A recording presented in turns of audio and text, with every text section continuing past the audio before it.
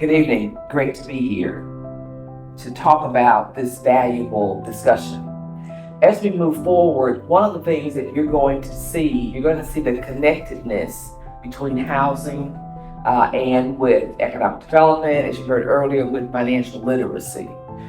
We ended on this slide, Opportunity Youth, and we're in this section of our conversation talking about workforce development and enhancing business ownership. And so those are the two pathways that people earn money and take care of their families. You either work in the workforce or you hire other people that work in the workforce through business ownership. And so this population that we're talking about, this opportunity youth. So when you think about a 4% unemployment rate, as you heard Commissioner Ford speak on a moment ago, compared to what the national and the county rate is, you think we're doing pretty good in Shelby County. We have a 4% unemployment rate.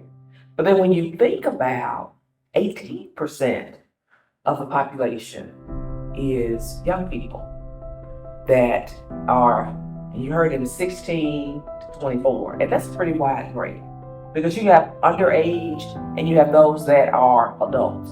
And so something happened along their journey that caused them to make the decisions that they made. And if we can create pathways for those young people to re-enter the workforce and to be able to be contributors to the workforce and to take care of their families.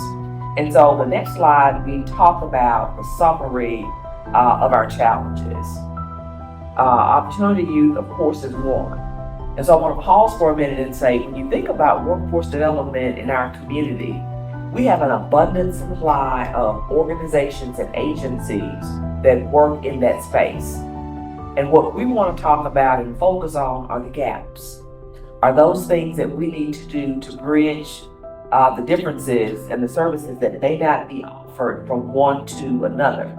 The work that is being done in those agencies must continue. But we wanted to take a step back and look at all of the data and say what areas or what pathways we can create. So you have, of course, opportunity youth. And some of those young people made decisions to drop out of high school. Some have even dropped out of the workforce entirely because that 4% unemployment rate only represents people actively looking for employment.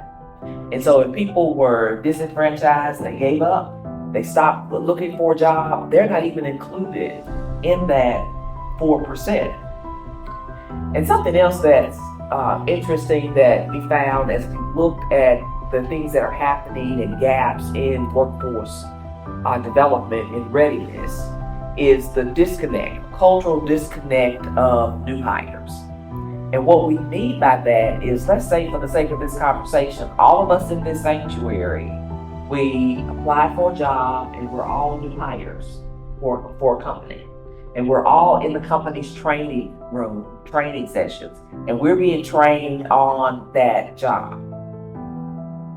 We have different backgrounds, we've had different work experiences, different life experiences, but they brought us all together to teach us either how to operate equipment or how to perform the job.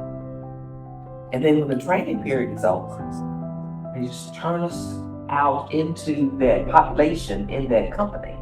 And as you all know, all companies, all organizations, they have their own culture.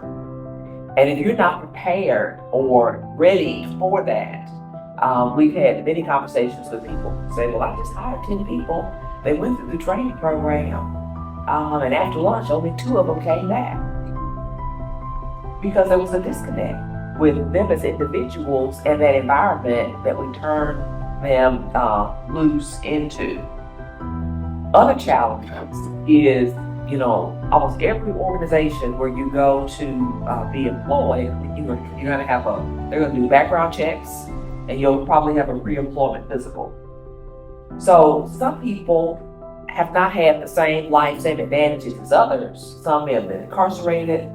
They are now re-entering society, and they know that if a background check is run on them, there's going to be a blemish. Something is going to happen. And so after that happens a couple of times, people just give up. So it's that psychological impact that, there's going to be a background check. and I'm not going to be able to get a job. Today, in the state of Tennessee, you heard Commissioner Ford mention workforce reentry, the reentry program. Today, in the state of Tennessee, we have a very good reentry program to prepare people that have paid their debt to society and they're now ready to re-enter the workforce. They have wraparound services that are provided for them to help them budget their money. Some of them are earning money before they're actually released.